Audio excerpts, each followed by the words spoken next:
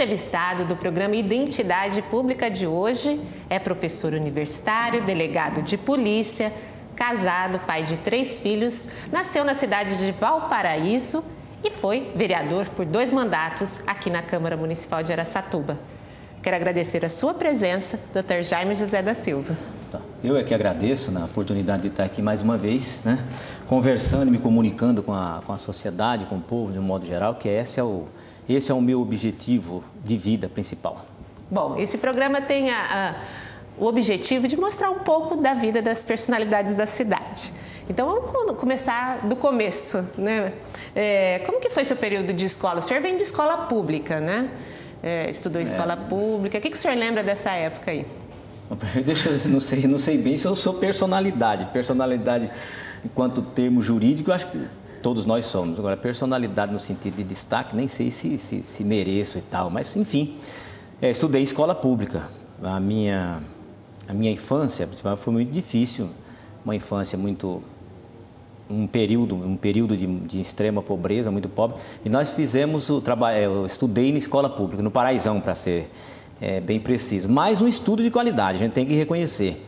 À época, os professores, não sei hoje, não estou avaliando a atualidade porque não sei, mas à época não deixava a desejar nenhuma escola privada, consegui várias aprovações em concurso público, havia até um concurso para ingressar no colegial, chamava-se vestibulinho. Eu fui o primeiro colocado na cidade, então passei várias outras escolas na aprovação, e isso eu devo, é claro, aos professores e à escola, o Paraisão. E o senhor falou que vem de uma família numerosa. Como que era isso aí? Quantos irmãos? Como que seu pai fazia, sua mãe? Extremamente divertido, né? Numeroso. Meu pai sempre foi um homem do campo, né? Trabalhava na lavoura. Se aventurou como empresário em algumas circunstâncias, perdeu muito do que tinha conseguido, patrimônio que tinha conseguido na lavoura, né, plantando roça, essas coisas. E foi aí que ele resolveu aventurar por outros locais distantes. Depois a gente localizou em locais mais bem distantes de Araçatuba. E nós ficamos, eu mais 8 irmãos, né, e a minha mãe. À época ainda pequenos, né? Minha mãe foi vamos dizer assim, o equilíbrio da família, que trouxe todos para próximo e exigiu uma correção moral, um esforço no trabalho, dedicação no estudo e tal. 8 irmãos é bastante numeroso, né? Ao mesmo tempo que traz alguma dificuldade na criação, então, mas traz a diversidade também, e né? o conforto de ter o apoio, né? Hoje os irmãos, essa família gerou frutos, nós temos uma porção de sobrinhos e tudo, nós somos todos muito unidos, né? Em torno ainda da minha mãe. Bom, um menino lá, Jaime, sonhava em ser delegado? Como que surgiu essa ideia? O menino Jaime, assim, não tinha direito a sonhos, não. Essa é uma verdade que a gente tem que colocar. Me lembro de um amigo de infância, o Nivaldo Coelho, que hoje é delegado de polícia também em Penápolis. E a gente, às vezes, discutiu o futuro, assim, ele dizia para mim, o que é que nós vamos fazer na hora que terminar isso aqui? Como é que nós vamos fazer para estudar, fazer a universidade, para formar? Porque a gente não tinha ideia de onde arrumar dinheiro para aquilo e tal. Então, nossos sonhos eram imediatos, era arrumar a comida, a vestimenta e poder frequentar a escola, que isso a gente tinha presente na cabeça, a importância de frequentar a escola, de se dar bem na escola, de fazer bem feito o curso e tal. Isso estava presente, felizmente, para nós. Mas não dava para pensar em sonhos, né? Vou fazer isso, vou fazer aquilo. E tocando a vida, tentando no dia a dia suprir as necessidades mais imediatas. Você começou a trabalhar cedo, então? Comecei a trabalhar. Não, nesse ponto eu tenho que agradecer, assim, meu pai. Meu pai deu uma educação sólida, apesar do pouco tempo que ficou com a gente. Priorizava a honestidade e o trabalho como forma de sobrevivência. Ele dizia, todo mundo tem que vir aqui para servir, para trabalhar, para fazer alguma coisa. Ninguém vem aqui na vida para ficar a passeio. Tem que se esforçar. Então, eu tinha 7 anos, quando eu estava no primeiro ano de escola, ele já dava algumas atribuições para a gente fazer em um açougue que ele montou. E a partir daí nunca mais parei de trabalhar. Agora, contabilizado, nós temos perto de 40 anos de serviço prestado. Bastante, né? Bom, a carreira de delegado, como que foi? Como que? Qual o Mas caminho? Isso foi mais um acidente, como eu disse para você, a gente não tinha uma perspectiva. Apesar disso, não tinha frustração. Eu me lembro bem que isso é uma coisa que eu posso dizer com orgulho. Eu sempre fui muito feliz, apesar das dificuldades. Nunca procurei ser vítima de nada e nem de ninguém, né? Agora, o cargo, a carreira de delegado de polícia, ela surgiu assim acidentalmente. Primeiro foi investigador de polícia. Eu me lembro que logo depois que eu passei nesse vestibular, assim, esse vestibulinho assim, com destaque, né? E eu trabalhava num açougue aqui no mercado municipal, passaram vários professores para cumprimentar. Eu não entendia bem o porquê do cumprimento e tal, nem compreendi o alcance daquele feito e tal. A preocupação era mesmo em trabalhar, porque ia de domingo a domingo e frequentar a escola. Aí foi aí que a dona Aldá, que era professora de português, e a Sinira Pereira, que ainda hoje milita aí, milita na política também, a Sinira, me disse assim: você deve fazer um concurso público. Mas eu também não sabia bem o que era. Porque tinha os conhecimentos, adquiria os conhecimentos específicos do curso. Bem de matemática, bem em português, conhecimentos gerais, física, geografia, enfim, desenho, não é? Um boletim cheio de nota 10. Mas não tinha conhecimento assim, como era a vida, não dava tempo para isso. Era muito pouco tempo até para descansar. Então eu não sabia, por exemplo, como funcionava a sociedade, como era o Estado, não tinha nenhum por exemplo. Funcionário público na família. Exato, eu não sabia como funcionava nada disso. A professora que me disse assim, ó, faça o concurso, tem vários concursos abertos. Com certeza você vai conseguir passar. E aí me explicou como fazia as inscrições e tal. E eu lá juntei uns tostões para fazer a inscrição, economizando daqui e dali, porque o dinheiro fazia falta até para um pirulito, né? E me lembro que fiz inscrição para investigador de polícia, fiz inscrição para carcereiro de polícia, estava abertas as inscrições, e uma inscrição para agente de campo, alguma coisa assim, da Casa da Lavoura. Era a Casa da Lavoura, na época, Secretaria da Agricultura, que tinha uma vaga só. E eu me lembro que quando eu fui fazer a inscrição, vi lá os meus professores, acho que até a Sinira também estava na fila fazendo a inscrição. Eu pensei comigo assim, né? Como é que eu vou conseguir passar? Tinha vários professores meus fazendo a inscrição. Eu falei, isso não vai dar certo, né? Vai ser difícil, mas tá. Eu nunca fui assim... Tô aqui mesmo, e, né? não, e nunca fui desanimar. Assim, não, vamos enfrentar isso, né? Deve ter espaço para todo mundo. Você tinha quantos anos nessa época? Aí eu tinha 20 anos, 19 para 20 anos. Vamos enfrentar isso aí. Fiz a inscrição e fui fazer o concurso. Aí passei em primeiro lugar para investigador, passei um dos primeiros lugares para carcereiro e passei em primeiro lugar para Casa da Lavoura. Gente, pode optar então, assim. Aí eu fui fazer a opção. Não sabia nada do que aconteceria, quais as funções, as atribuições desses cargos todos, e fui examinar pelo salário. Falei, vou ver qual que ganha mais. E naquela época, investigador de polícia era bem remunerado. Carcereiro também, mas investigador era bem mais. Um cargo acima de carcereiro, bem remunerado. Eu olhei aquele salário, comparei com o salário do açougue e falei, nossa, tô rico, né? Não tenho dúvida. Não tenho dúvida, vou por aqui, né? Não sabia bem nem quem ia me pagar, não tinha noção de quem era o patrão, mas enfim. E aí procurei, eu me lembro que com muito esforço, com muita dedicação, assimilar as atividades do cargo. E aí fui estudar, fui pesquisar. Fiz o curso da Academia de Polícia com muito sacrifício, muito difícil, faltava dinheiro. Não foi aqui nessa tuba, foi em São Paulo. São Paulo eu não conhecia, nunca tinha ido a São Paulo. Um medo terrível daquela cidade, uma solidão absurda. Teve algum tempo, não vamos recordar as coisas muito ruins, não, eu sou chorão pra caramba, aí a emoção atrapalha desenvolver. Mas teve uma época que faltou até alimentação. E aí eu pensava, como é que eu vou terminar isso? E eu precisava terminar, eu tenho que terminar. Você tinha que custear a sua estada? Tinha que custear. O salário vinha depois. Sim. Depois de 3, 4 meses, o Estado pagava tudo. Mas até pagar, não é? Aí lembrei de alguns amigos em Araçatuba. Entre eles, me perdoe os outros que eu não lembro o nome, mas entre Massahara Meco, que era o ex-patrão. Aí falei com ele. É bom lembrar, né? Tem pessoas que marcam a vida da gente, né? E ele arrumou o dinheiro. Nós concluímos o curso e eu continuei trabalhando na área. Falei, bom, se estou nessa área, se ela está... Ela foi de encontro ao senhor, foi, então, veio. Né? E a área que estava me dando a sustentação para mim e para minha família. Falei, bom, agora eu tenho que ser competente nisso que faço. E até me lembro, são passagens que eu acho importante colocar, que vai ficando marcado na vida e no caráter da gente. Eu estava assistindo Acho que era uma festa cívica, eu não me lembro bem o quê. E uma professora, eu não me lembro também qual é a professora, talvez uma professora de desenho, né? Jaime, você passou no concurso para investigador e tal? Eu falei, passei. Eu falei, já estou até fazendo um estágio aqui em Araçatuba, que já terminei a academia. Ela falou assim para mim, é uma pena. Eu falei, mas pena por quê, professor? Ela disse assim, ó, a polícia corrompe todo mundo, você é um menino tão bom. Aí foi por aí, né?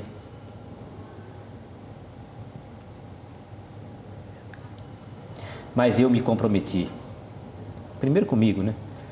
E depois com ela. Que ia se manter isento. Isso. Uhum.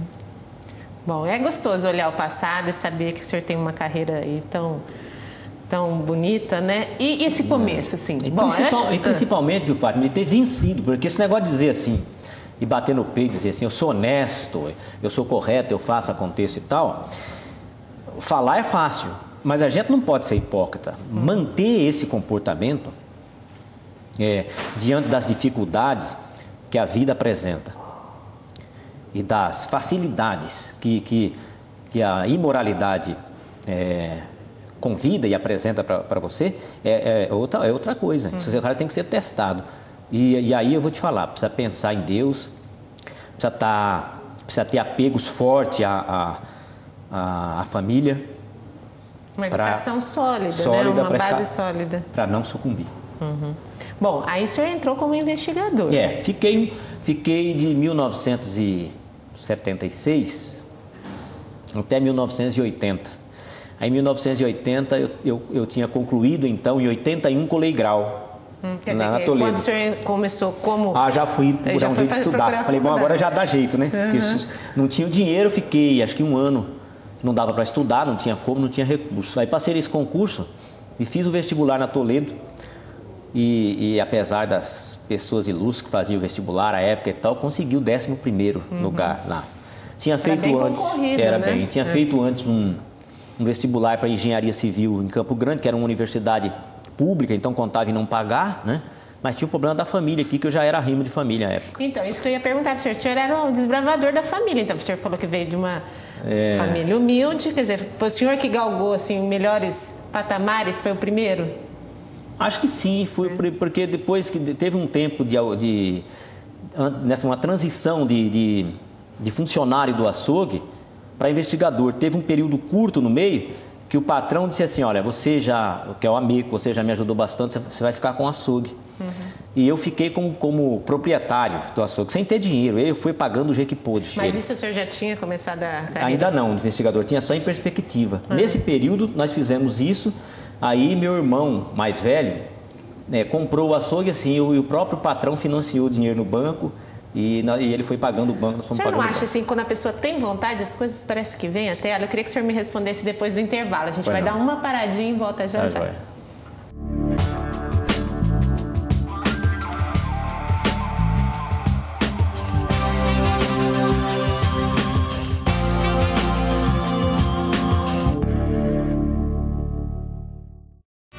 O Graac sabe onde quer chegar, por isso já conquistou tantas coisas, como esse monte de sorrisos.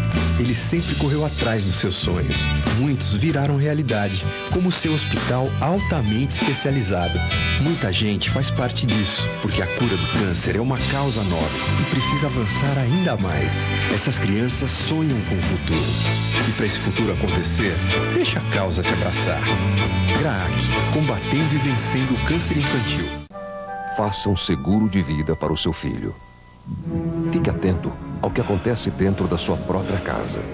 A vida do seu filho pode estar em perigo. Isso não vai dar nem para uma grama. Vou dar uma geral em cima também.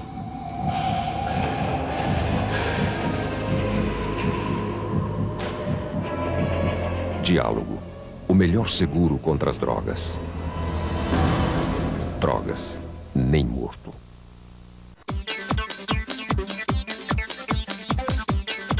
Os deputados aprovaram a lei que permite que todas as mulheres grávidas conheçam e usem o banco de sangue do cordão umbilical e da placenta. O material, rico em células-tronco, fica congelado durante anos e é usado em transplantes de medula óssea. A doação voluntária pode ajudar a salvar a vida de milhares de brasileiros que sofrem de leucemia. Os deputados trabalham para os transplantes de medula aumentarem. Câmara dos Deputados, compromisso com o cidadão. Audiodescrição. Eu não sou diferente de ninguém. Quase todo mundo faz assim. Eu me viro bem melhor quando tá mais pra bom que pra ruim. Não quero causar impacto, nem tampouco sensação. O que eu digo é muito exato, é o que cabe na canção. Eu não sei viver triste sozinho, é a minha condição. Iguais na diferença. Campanha pela inclusão das pessoas com deficiência.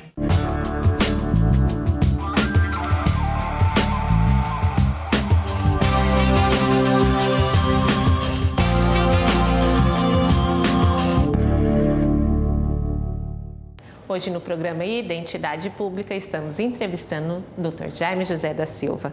Bom, a gente terminou o bloco anterior perguntando se essa vontade que o senhor tinha de crescer, de trabalhar, de se colocar à vida, trouxe benefícios. A vida parece que ajuda. O senhor pensa assim?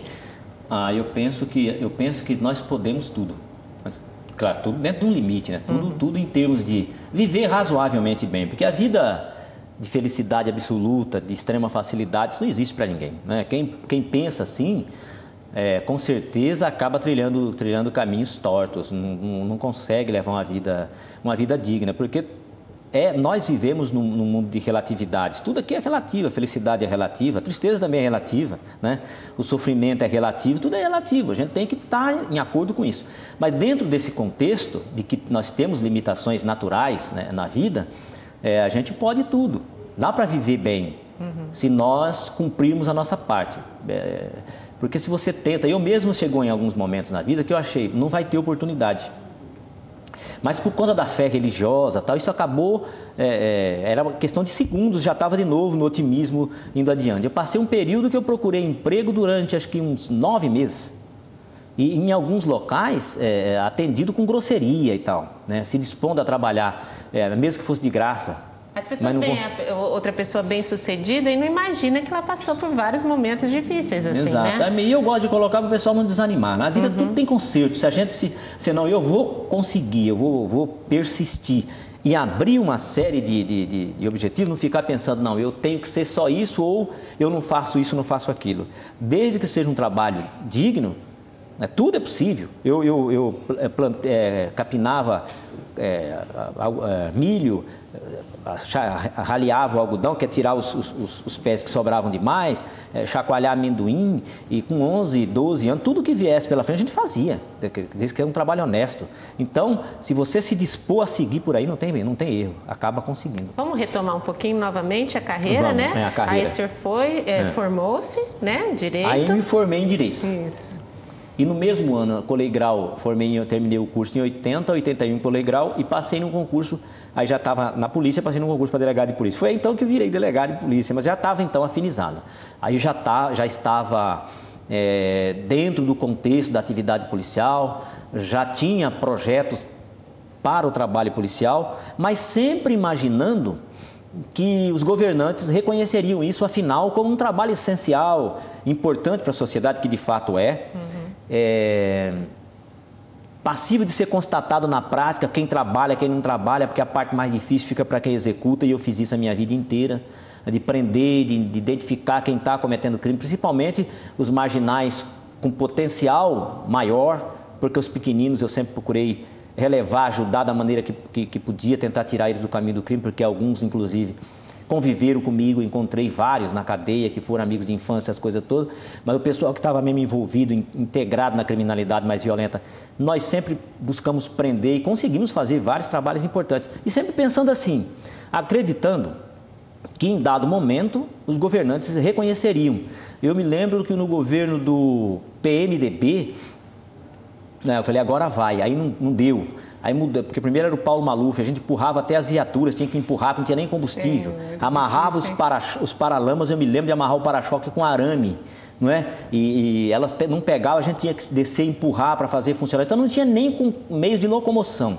Como o PMDB melhorou um pouco, veio o Franco Montoro, ficou bom, e o PSDB assumiu. E aí eu me lembro, estava recordando para essa entrevista com você, fui ver tudo, porque eu guardo as matérias que a gente, dos casos que foram relatados, que eu participei. E várias matérias jornalísticas, eu afirmando que nos trabalhos que a gente fazia, vinham os repórteres, tinha algumas que tinha coletiva, várias vezes, fiz várias coletivas, tá, da importância do trabalho realizado. E eu sempre aproveitei para colocar a instituição em pauta, o trabalho policial em pauta e tal. E em um desses eu dizia, estava fazendo campanha para o PSDB. E eu afirmava, no governo do PSDB vai ser diferente.